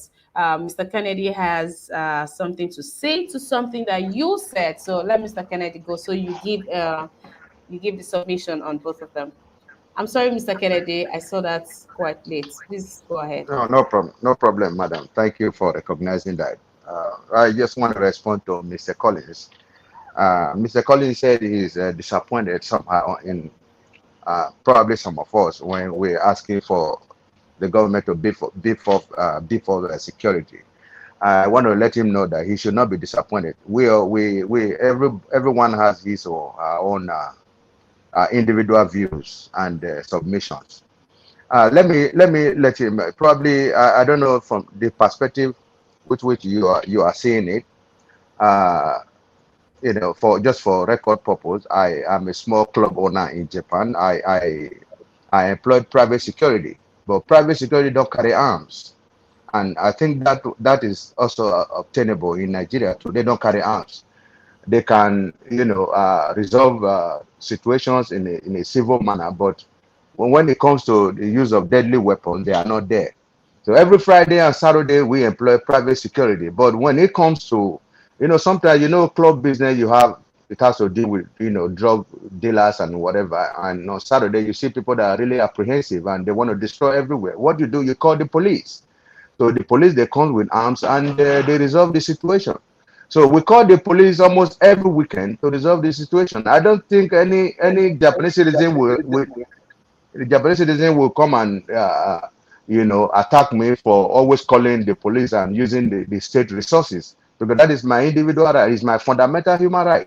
So any individual has the right to call the police, to use the police for his or her well-being, and pay the police. You have to pay to that institution. Like in the situation of Nigeria, if you use the police, there is amount of money you pay. I have applied to the police department to use the police in different occasions, and you pay. Say I'm 100,000, 200,000. You pay. Where is the money going to? Let them use the money to employ more, recruit more policemen. Like two Nigeria has earlier said, the police we have there, I think there are about 400,000 or thereabout. We need more than 1 million police strength. Why is the government not recruiting them? They should recruit more people. We use the police here every day. So there are people, since they came to this country, they have never used the police. But they don't have to complain that some of us are using the police more than them, because we have the right to use the police. And the government now has to, like this business district we have here, is very busy. The government, they deploy more police to this district on Fridays and Saturdays because they know there'll be problem. People will be causing mayhem. They deploy police and they know how to take care of other areas. That is the work of the government. That's what I'm saying. So we have the right to use the police. The Nigerian politicians, Nigerian citizens, they have the right to use the police. The government is the onus now lies on the government to employ more police to protect the citizens. Thank you very much. I All right, respond Mr. to Kennedy. Yes, Mr. Collins, respond to both of them. Okay. So what I'm saying, I want you to understand me very clearly. Like you said, at one point you said here that the government or that police, when it comes to on Friday, government, you mentioned government, that is government, and I want to say something. When you go to Nigeria, a private security, they use gun. They use gun very well. In private securities, they use gun often. They carry AK-47 up and down. They use gun. So for me, I'm not against people using police. That is when it has as in is when it's necessary. When it's necessary. That when it's necessary, I'm not against it. Like maybe if a politician is in danger, then he's free to apply for police. But not when somebody is going for occasion, somebody is doing everything. You see somebody sitting down, a police officer will be busy fanning that person. That's an embarrassment. So, and then when you talk about it, we should beef up our security. When we are beefing our security, it's not for the so-called politicians. It's for their citizens, for our own citizens, as in police should as in start doing their job, not for doing the job for the so-called politician. You go to a politician house, you see somebody having 20 policemen. While people need that 20 policemen somewhere. But you see one person holding that, like Tuna just said here, that we should protect our leaders. We are protecting our leaders. We are protecting them in different ways, but not when they are using it for something that is not meaningful. That you watching and that Tuna, where you are now today, tell me any person who is a congressperson or who is a senator who is carrying police up and down. You won't see it. We use our phone here. We watch movies. We watch news every day. I haven't seen police going everywhere with the police. You will see private security. You see all those people with them. You see them. But you won't see all these people. You won't see FBI moving around. Hey, shoot anybody. You won't see those. But ordinary somebody watch Tunumbu. What happened? They see what happened. Tunumbu moving. Look at the kind of police people following Tunumbu. But where people are busy dying somewhere and nobody's there guiding them. So those are my concerns. That is where I'm concerned of. I'm not concerned about our leaders use it for something meaningful. Not when you are going for question, when you are going for your child dedication, you keep carrying police up and down. If you want to use all those kinds of use your private security. When it comes to use police, we can usher that one is free. You can use that one. I'm not against it. But not when you are going for your child dedication, you keep moving around with police. I don't like that. Okay, Mr. Collins, if I get you correctly, you are hitting on the abuse of policemen. Not only the abuse and everything they use it for. Everything they use it for. If you watch, tell me anything the politicians are using police for. They are not using it for good. They use it even to terrorize their own citizens. All right. Thank you for that, Mr. Collins. Mr. Lego, good day to you, sir. Welcome to the broadcast. Good day to you, Emma. How are you? I'm well, thank you. Mr. Lego, you have just 2 minutes to give your submission because we've come to the close of our newspaper review. So we are talking about, have you been following or you want to recap? Just recap a little bit. Okay, so the politicians are asking for more security, asking for more policemen. Let me just put you on mute. There's this noise from your end. The politicians are asking for more policemen. You know, they say we've come to the campaign period, and with the insecurity in the land, that they will be needing more security. And now I'm asking, is that not greed or selfishness? I'd rather use the word selfishness. It's not for their selfish interest. They're not thinking of the average Nigerian with everything that's happening. We need the police, we need security outfits out there. Like, it is not even enough that we have come to agree that we don't have enough security personnel. And communities, we are beginning to have state police just so that we can combat the general insecurity that is plunging Nigeria. And the politicians are asking that these police people that are out there on the road, highways, are being retracted and, given to, added to their own personal security. That's my view on this. What's yours? Okay. Thank you so much, Emma. Yes, it is true that we don't have enough police. Okay, let me give you an example of what happened where I am just 2 days ago. The government, the city came out and said that, they need about 400 police and they want to find a way for them to recruit them. You know what they did? They said, okay, anybody that wants to join police, they will give the person $5,000 as a sign-up bonus, right? Then after that, they will help them to pay them $1,000 every month, including those that are already in the police force, for them to get a housing budget. And again, they increase all the salary of their police, city police. So since they open that portal, in less than 24 hours, they have already got more than 500 applicants already waiting. So, and they're gonna recruit them. So in Nigeria today, we lack police, and the police we have is being guided to these governors, senators, councillors, private citizens. private citizen that is not in government, we just come to Nigeria, or that are in Nigeria using more than 10 to 15 police in his or her own house, not even outside his house, it's inside the house, and they are there enjoying themselves.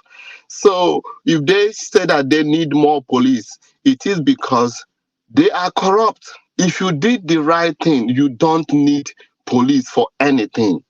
Police supposed to be out there guiding Nigerians, not to guide a private citizen that is in his village. Can you imagine somebody traveling to your village to spend weekend? Then you are going with 15, 16 Nigerian policemen and women with arms. So if they're saying that they need more police, Nigeria should be asking them, okay, what about us? We are the one that Boko Haram killed. We are the one that Boko Haram raped. We are the one that, somebody will come and hijack us and the government said nothing. But when they want to move, they want Nigeria to give them more security. And they are the ones that are not fighting for the insecurity in the country. So that is where I don't get it. We need more police in our government, but how can we get those police people? You are not increasing their salary. You are not helping them to secure a job. If you go to police office, go to state CID, you will see how everywhere is smelling, stinking smelling. You can't even hire a policeman from there. If you go to state CID, you will ask yourself, is this thing a state CID of police? So when you look at it, everything is all about means of collecting money. Means of collecting money. If Nigeria should be sincere, they should withdraw police from all these government officials. Where I am today, you can't use a police. You cannot. Nancy Pelosi, that is a Speaker of the United States of America, how many police does she use? If she pass here, you cannot even know. If the family member pass, you cannot even know. If the husband passed, you cannot even know. The husband drove himself. You can't even know. So why is it that ordinary councillor in Nigeria will be passing, the whole community will be in fears? So if this is what the police mean for, then they are not protecting the citizen. They are not protecting the lives. They are not protecting the everything we have. They are guiding these people, and can you imagine that a policeman would be the one guiding this cabal to loot our money, to carry away with our money, and nothing is being happened. Nobody was investigated. Nobody is being sacked. So we need more police, but we should not give. Now we are going into this election, Nigeria. We need police to guide our community, to guide our state, not to guide so-called cabals. We don't need them. We don't. Look at the other day that Tinubu want to meet Obasanjo. We have more than 1,000 Nigerian policemen. We have more than 100 to 200 army, DSS. So where is the office? Is the office in Obasanjo house? No. As an ex-president, I know you're supposed to have a secret officer that are guiding you, but the way they are doing it, you can't even do anything anymore. So it is unfair. We need more police, but it is unfair to you and me. It is unfair to those that have been killed. It is unfair. Look at what is happening in Abia State. People will be walking, going to their work, and they will shot dead because of what they have sent military to come and kill the southeastern people. Is that the reason why we need police? No. Everything is wrong. They have gotten it wrong. So I don't know the reason why we need this police. If we have military, we have police, they can't fight Boko Haram, they cannot destroy them. But something happened to the southeast, they will send military men to go and catch them and kill them. That is not the reason why police is meant for. Police is meant to guide the life and property of the citizens, not to guide a politician in his mother's house. Guide your mother, guide your father, guide your wife, guide your in-law. Is that why we have police? Guide an empty house. That is not why we have them. Go to they are in Abuja, but in their various houses, more than 15, 20 police people are guarding empty house and nobody live in until they come back. Is that why we have police? Thank you. I think they have seen the image that I sent. I don't understand why we think we don't need protection. We need more, given our recent history. Our country has been colonized. Our country has been enslaved. Our people have been enslaved. How else? I didn't make this up. These things happened. You are living in a world where if you are not strong, people will eat your lunch, and they prove that they can do it. We are still suffering the consequences of all those things today, and we think the solution is to leave ourselves without security and defense. Look at Nancy Pelosi's image that I sent. The lady, even in America, where there's CCTV camera everywhere and the countries are secure, they have the best technology, satellites and everything. Look at how security is surrounding her. We just assume that when we see things, that is the true reality of life. That is not it. You have to, I don't understand how to explain it. You put iron bars in your own houses. You put iron bars in your window, in your gates, in your fences, and you don't, that instinct that gave you that, why don't you have that for your leaders and your country? And I agree. We should hold our politicians accountable that they've not done these things. We have 200 million people, and we are using 0.1% of the population. Israel is using 7% of their population to defend the country. Something is wrong. And leaving our politicians naked, the good ones, I don't care about the bad ones, the good ones that are trying to do the right thing, leaving them without protection. I would not wish that on Peter Obi. I would not wish that on people that want to do the good things for this country. No, And those but are the ones we should be caring Tunanja, about. When you say, leaving our lawmakers naked with no protection, I don't understand when you say that. I've said this here again, that they already have protection. They just want it doubled. Because the They threat has just want it. increased. Because threat has increased. Okay, and yeah, we are saying that we don't even have enough. Is that not the reason why insecurity has lingered to this point, right? I mean, that's the reason why the supposed lingering of insecurity. Now, you still want it doubled. Okay, Mr. Tunanja, let's give our I opinions want to them to ourselves. increase the amount of, I don't know what the disagreement is here. You are for security, I'm for security, I'm for securing everybody in Nigeria. I don't know whether you think that some people should not be protected. I don't get that logic. Can We I talk say about something? wanting rule of law, No, no, no, but no, we no, don't no, want no. our people Please, to be nobody secure. says anything, please. No, Mr. Tunanja, please do away with bias now, right? I am not saying that they should not be protected. I've never implied that. I am saying asking for more when you know that we don't even have enough to protect the nation. So when they protect you and leave the people, you are going to be lawmakers to who? To the dead bodies on the streets? Who are you going to be lawmakers to?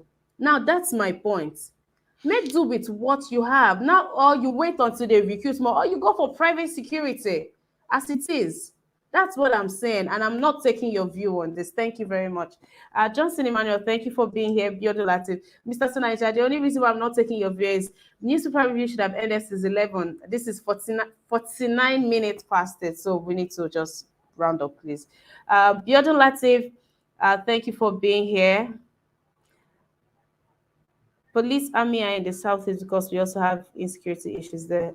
Okay, Johnson Emmanuel, thank you for being here. Biodo Latif, thank you for being here. King Akpason, thank you for being here. Mommy Diaspora, thank you for being here. Thank you, and I'm fine. Thank you, Mommy Diaspora. Thank you very much. Okay, Kachis Place, I see you already. Thank you. Who else?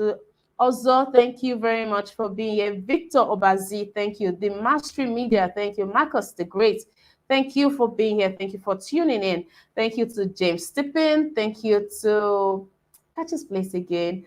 Thank you to James Morgan. Thank you to Kanayo. Thank you to each and every one of you. I'm sorry if I don't get to pronounce your name. I'm not sure how much further I can scroll. Cynthia Abayomi, thank you for being here. Thank you to you watching. Yes, I see you. Thank you. Thank you for doing the needful. But please like the broadcast, share, invite someone. Please do everything you should do. Mr. Edolite, now Sam, and yes, Mr. Mark Irabo. I'm sorry about today. But your submission was not coming through as it should because of your network. So apologies. I hope you get that sorted, and I hope you find time to join us. I'm so sorry about today, and thank you for your donations. Thank you very much for that. So my panelists, thank you very much for today. And we've had quite a good talk, so thank you very much. Now I'll take from Mr. Juden. We've come to the end of today's newspaper review. What do you have to say in submission?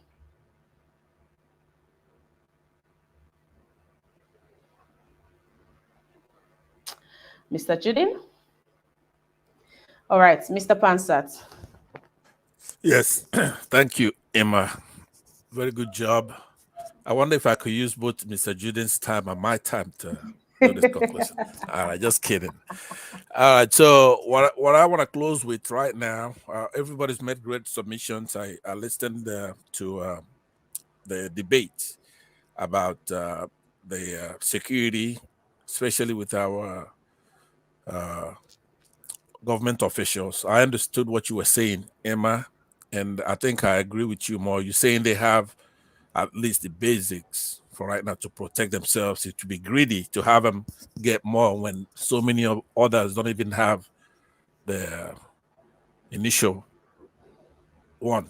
So let me close today by tying everything together: our cause, our leaders, and our youth, as it pertains to P2B. Because it's interesting that our national anthem, the second stanza, kind of put it together where it says, "O God of creation, direct our noble cause, guide our leaders right, help our youth and truth to know, in love and honesty to grow, and living just and true, great lofty heights attain, to build a nation where peace and justice shall reign." So we use that as our closing prayer. Thank you, panelists. It was good. And let's not also forget the last stanza of our old national anthem, which is my favorite, where it says, "O God of all creation, grant this our one request. Help us to build a nation where no man is oppressed. And so with peace and plenty, Nigeria may be blessed." Amen. Thank you very much. I'll see you tomorrow. Thank you very much for that, Mr. Pansat. See you tomorrow. All right, Mr. Kennedy. Yes, yes. Thank you very much. I want to thank everybody for your fruitful deliberation. May God bless all of you. Like I have said, and I'll continue to say, the government should recruit more policemen to protect the entire citizenry, because the politicians too, they are citizens too. If we say that the politicians should allow the government to use the police to protect the citizens, the politicians too, they are equally citizens. They are the same. So if they have money to protect themselves, to pay the police, I think that's why I'm clamoring very seriously for Mr. Obi to come to power, because he's a serious businessman, in the sense that he can even invest in this police. We can make more money when we ask the police to protect individual citizens, and recruit more policemen. We can make more money from that. So if protecting an individual citizen is going to cost, it was costing 50,000. If you now make it like 300,000, that 300,000 is up to about 6 months' salary for policemen, for 6 policemen. So that is where I will rest my case for today. Thank you very much. Thank you, Mr. Kennedy. It was good having you here, and I wish you a good weekend, sir. Thank you. Mr. Collins. Yeah, I just want to thank you once again for having me, and I want to thank all the listeners and also the panelists as well. I will continue to say what I'm saying, that we need police officer, but we need police officer not for our so-called politicians. And because if you watch since past 2 years or 5 years ago, nobody's talking about police. When it comes to the election, they keep talking about something that shows how selfish they are. Since last year, people have been dying. They are not even discussing how can we beef up security, but they are busy now because they need it. Now they start ranting. So for me, all I said, we are beefing our security, we are beefing our police, but not for our own so-called leader. If you want police, if you want security, go ahead and get it. There are so many ways for you to apply for it. If you apply for it in a rightful way, I don't have problem with it. But when you are using it for something that is not justified, that is where I have problem with you. Thank you so much. And two, I want to say something. Tonight, I keep asking you this question: are you a politician? Because you keep hiding your identity. You must be a politician. So, because everything you say, you always try to favor or protect politicians. I keep asking you that question. All right, Mr. Collins, thank you for your submission. Mr. Tunanja, please. Yeah, for one, I'm not a politician. If I was, I don't think I would be here.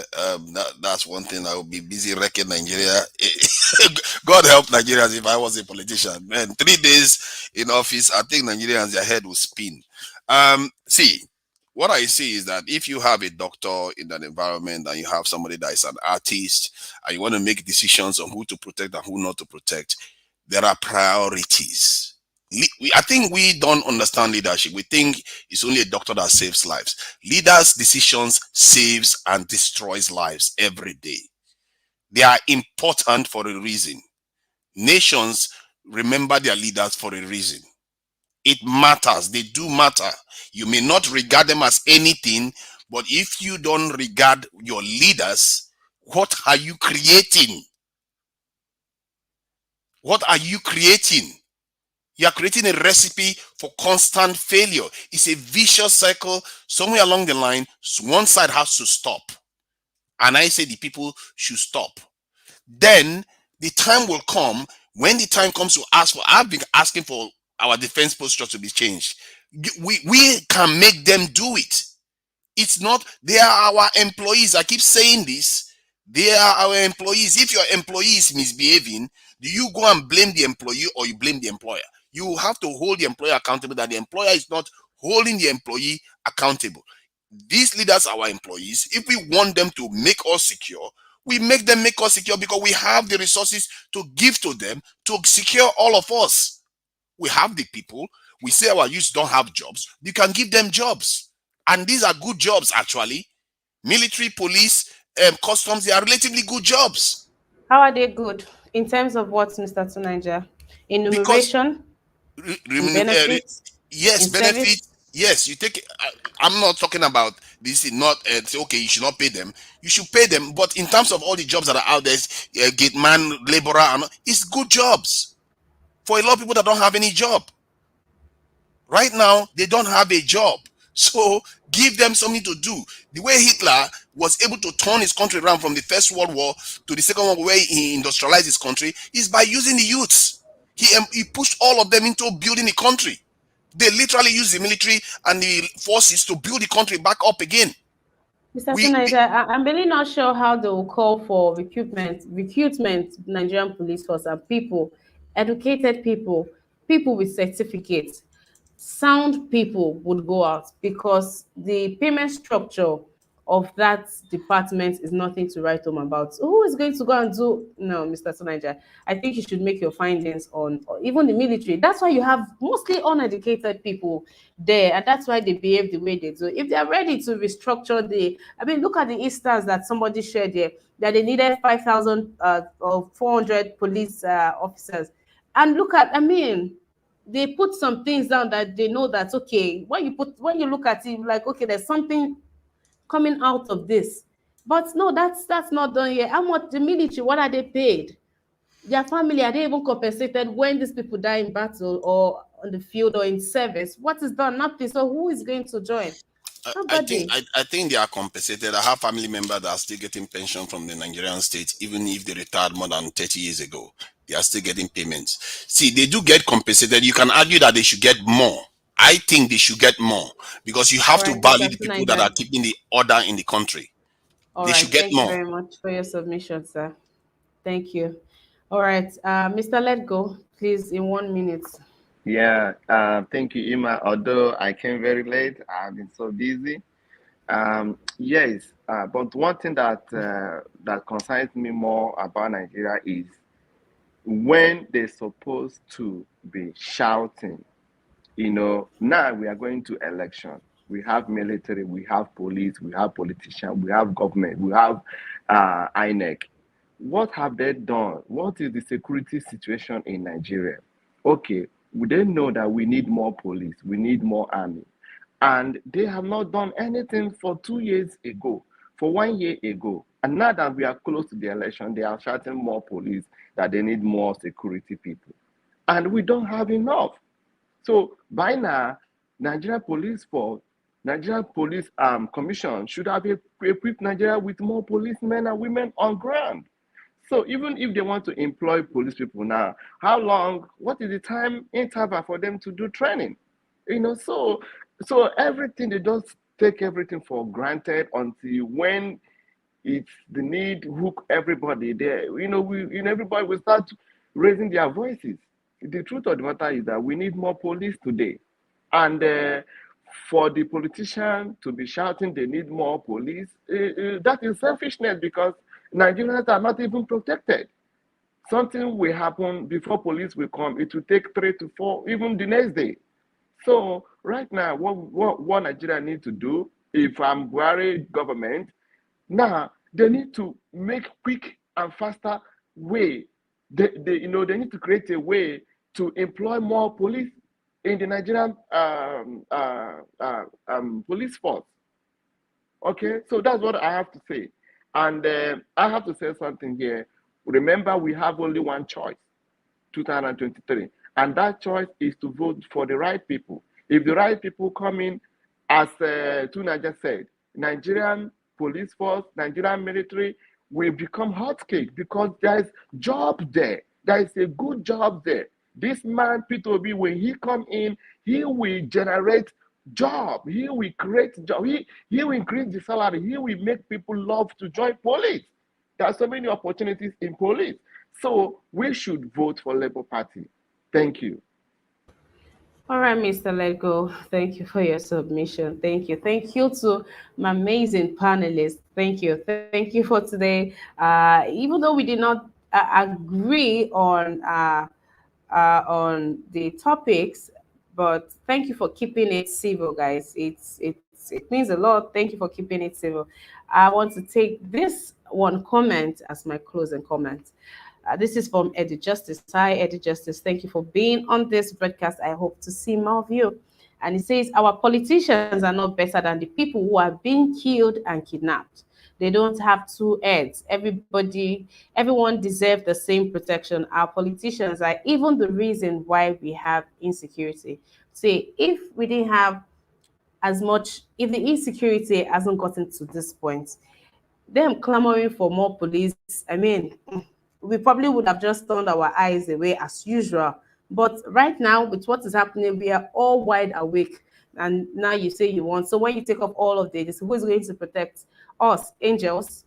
That being said, ladies and gentlemen, please vote wisely in the coming election. Vote very, very wisely. It is very important that you vote wisely. Thank you for being here today. I really do appreciate it. Do not forget to join us next week. All our lineups remains the same. Monday to Saturday for newspaper review at 10 a.m. Nigerian time, and the chat Monday, Wednesday, and Friday by 1 p.m. Nigerian time all through to 3 p.m. Nigerian time. Monday to Thursday, we have discussions by 5 p.m.